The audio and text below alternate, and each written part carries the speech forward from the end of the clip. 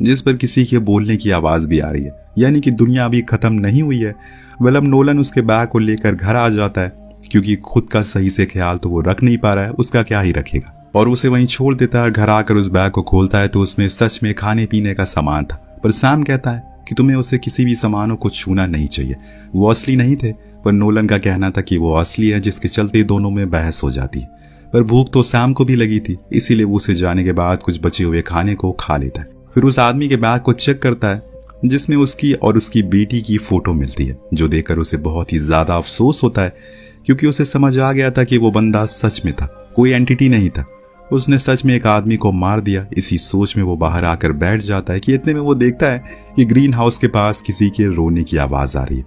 वो उस टॉर्च को शोर करता है तो उसे वहां पर एक बच्ची मिलती है, जो उसे पूछती है कि क्या उसने यहाँ पर किसी आदमी को देखा है। वो उसके डैड थे। तो सैम बताता है कि वो मर चुके हैं, जो सुनकर वो बच्ची खूब रोती है।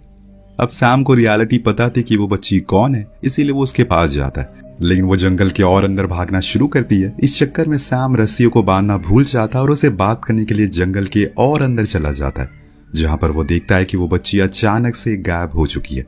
इतने में पेड़ पर बहुत सारे हाथ ऊपर की ओर चढ़ते हुए दिख रहे थे। वो बहुत डर जाता है, खुद की कमर को छूता है। तब उसे पता चलता है कि उसने रस्सी तो पकड़ी नहीं है।